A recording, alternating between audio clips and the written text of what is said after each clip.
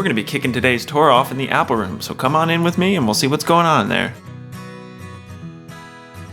Welcome to the apple room at Citizen Cider, one of my favorite places to visit simply for the smell of it. As you can see, the room is filled to the brim with apple bins. Each one of these bins contains a different variety of apples, anything from Lady Ida to Macintosh. You never know what each bin's going to contain. And some of these bins actually have dates on the side of them, and if you look closely, you can see that some of them are 1995, and some of them even go back as early as 1970. That's because these bins are completely reusable, and we send them back to the orchards whenever we're finished with them.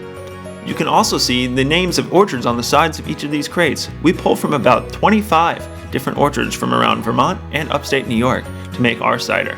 Just last year alone, we pressed 11.5 million pounds of apples right here in Burlington, Vermont, and that's a fact that we look forward to building on each year. I hope you don't mind if I grab an apple, because this one looks simply delicious. Now we're going to actually head on into the room where the press starts, the hopper room. Now if you guys don't mind coming with me real quick, we're going to take a step right on into the hopper room. This is the room that we actually start the pressing process in. We're going to take one of those forklifts over there with a nice hydraulic arm on the side and flip these crates upside down into the hopper to sort the apples onto the apple elevator. And you know, much like me, these apples are generally lazy kind, so they don't like to take stairs. So we built a little elevator for them to be carried up to the inspection table.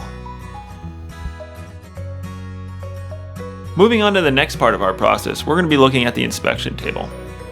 Welcome to the Citizen Cider pressing room. This is the room where the magic happens. This room is designed to be as efficient as possible so that we're not wasting anything during our pressing cycles. The press is all the way at the end of the room, and everything slowly starts from the inspection table to maximize the yield from each press. The inspection table is a vital part of this process because it keeps unwanted items from going through the press. Really like big twigs, branches, or pieces of those crates we spoke about before. After the apples move through the inspection table, they're going to be processed through the Lyco. So the Lyco is going to kick out any of those bad apples that we want. Anything rotten or extra twigs or leaves or anything like that that's hanging out in those boxes are going to be dumped out through this process right here. From there, they're going to move over to basically a giant household scale. So this scale is really important for us because of the fact it's kind of keeping track of all of our yield throughout the day. From there, again, apples are pretty lazy type, so they move up another elevator into the apple grinder. So the apple grinder really sounds just like what it is. It's going to grind all of those apples up into what is called apple pomace. So that's what we press. Contrary to popular belief, we're not just pressing full apples here. So after each one of these apples are grinded down into our apple pomace, they're actually going to be pumped up into one of these stainless steel pipes and moved straight to the apple press. So if you guys will follow me up these stairs, we're going to take a closer look at the apple press.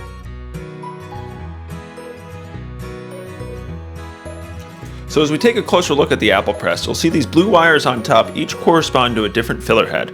Each one of those filler heads is filled from the same pomace pump that we just looked at earlier and then fed into each one of these canvas bags. And they'll fill it all the way up to the top with pomace, and then the hydraulic press will move from right to left and squeeze all of the juice out of there to make sure that no juice is left unpressed. If you guys will follow me down to underneath the press, we're going to take an in-depth look at where the juice goes after it falls out of these pomace bags.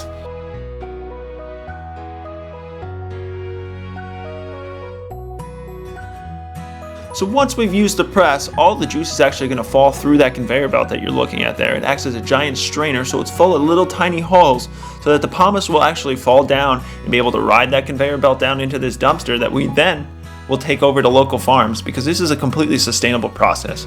As I mentioned before, we work on maximizing our yields so that nothing goes to waste. That includes the pomace. The pomace is then shipped to local farms and used as feed for cows and pigs because they love that apple flavor.